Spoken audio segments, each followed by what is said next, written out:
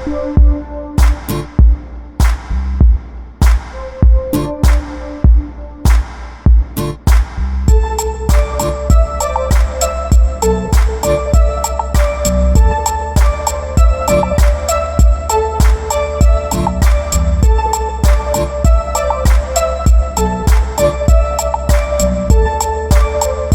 fam, welcome back to my channel, and if you're new around here, welcome for the first time. My name is Lonnie Mendez, and this channel is all about living your best life. So I'm an entrepreneur. I've been an entrepreneur for 13 years. So in one of my businesses, I am a resume writer and career coach, and in today's video we're going to talk about some tips to help you ace that job interview. Without further ado, let's go ahead and get started.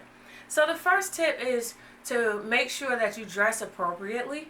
Now, a couple of weeks ago, I did a video about job hunting in this economy, and I did talk about the dress code a little bit. And so my suggestion, I am from a corporate background. I still believe, I don't care about all the millennials that are working in corporate, and that's great, but I still believe that when you're going on a job interview, you need to dress the part. So I still recommend a dark suit for males and females. Guys, if you don't have a suit, slacks with a jacket and a dress shirt and tie is fine. If you don't have a jacket, at least make sure you have on a shirt and tie. Ladies, if you don't have a dark suit, you can certainly wear a dress as long as you are still dressed professional.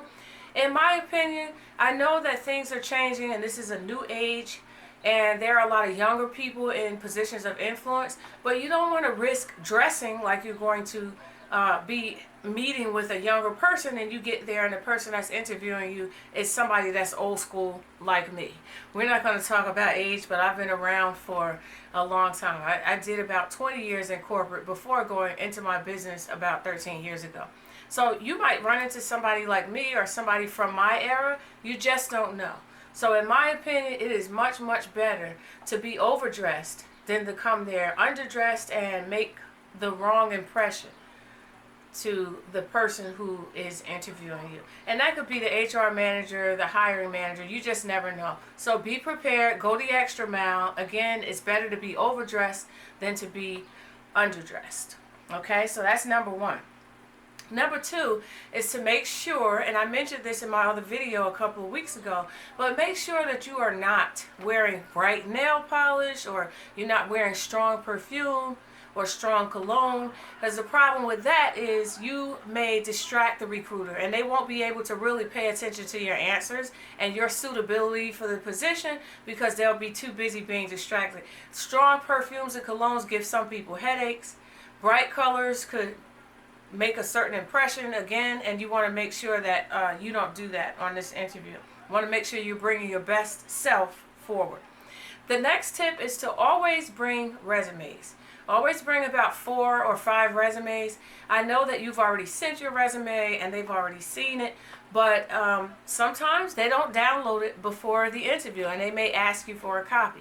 And the reason why you should bring multiple copies is because you may bring a copy for the HR person and give them a copy, and then after they interview you, they may want to send you on to the hiring manager or to people in the department. When I worked in the corporate world, there were times when I was not only interviewed by the manager of the department that was hiring, but I was also interviewed by I had to meet with the people who would be on my team if I got the job. So they had input as well.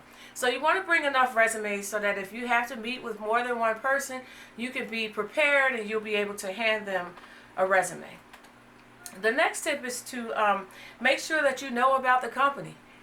Research the company that you're interviewing with.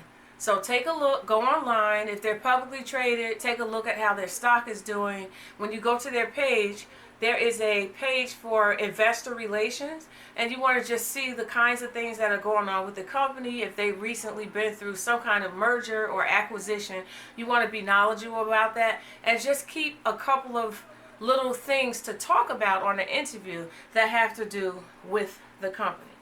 The next thing is to make sure you ask questions. So plan ahead, guys, because you never want to have the interview get towards the end and they say, okay, do you have any questions? And you have no questions. So find some questions to ask. A couple of good questions would be, you can ask, what is the structure of the department that you would be working in? You know, is there one manager and maybe 2 or 3 analysts? They'll explain to you, but you can ask about the structure of the department, how many people you'd be working with on your team. You can also ask about systems, processes. What software do you guys use? Is there what kind of database do you use? Depending on what kind of job it is and what kind of company, you want to ask some technical questions or questions that are related to the job.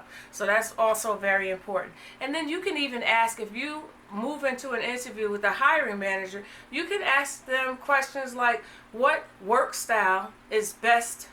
What style of working is best?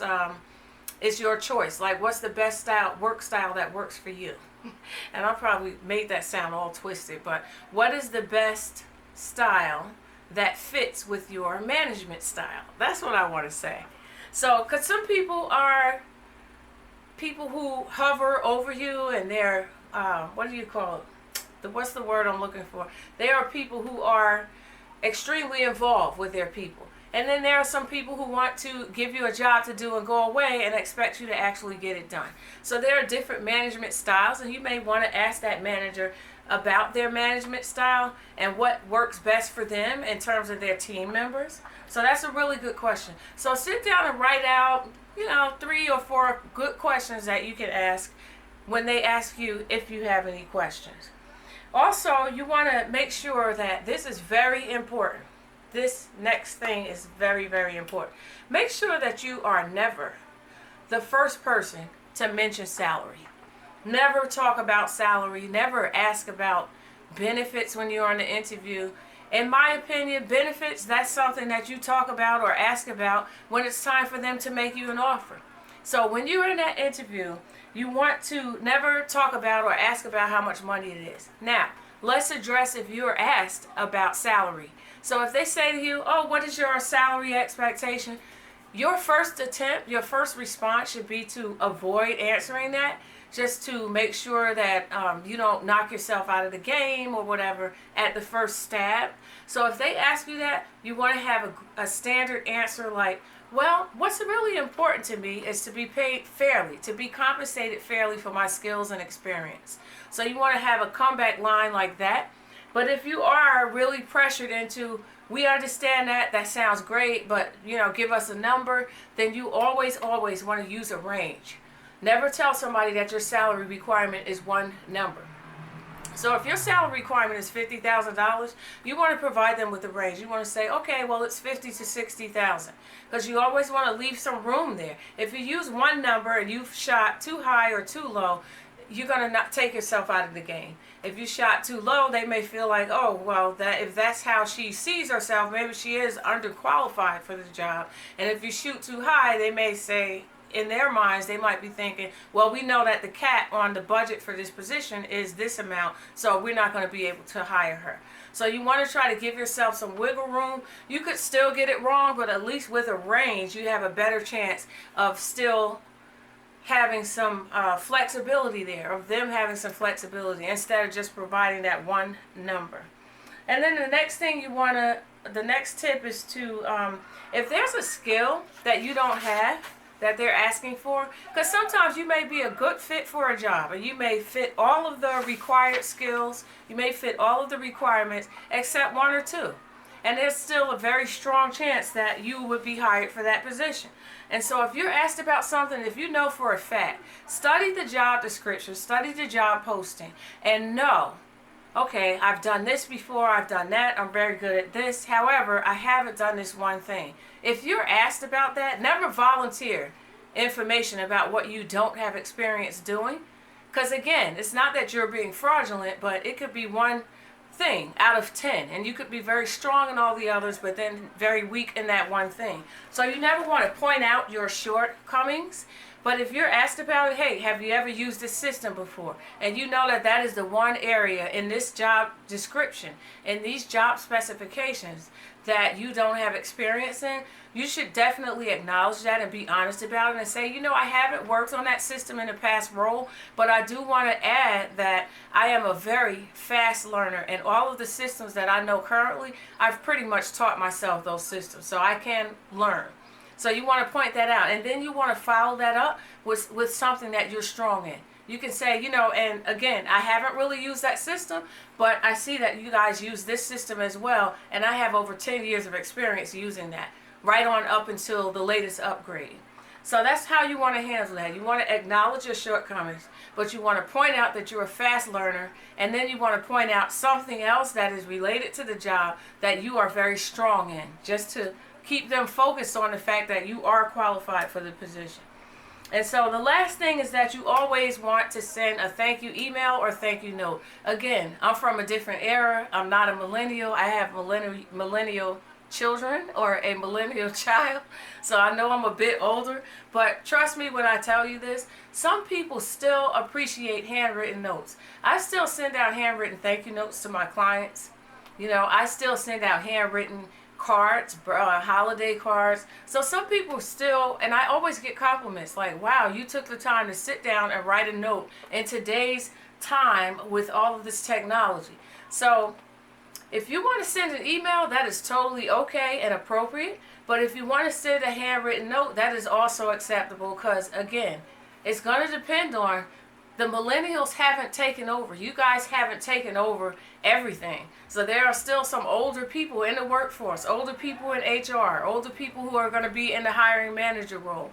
So always send a thank you note. It could be an email, but it can also be a handwritten thank you note. And just make sure that when you leave that interview, you try to get cards, a business card, from the people who interviewed you, because sometimes you might walk out there and you don't remember their last name, or you're not going to know their email address. So if you get a business card from them, then you know that you have the appropriate email address and you have their first and last name to address them when you send them a thank you note.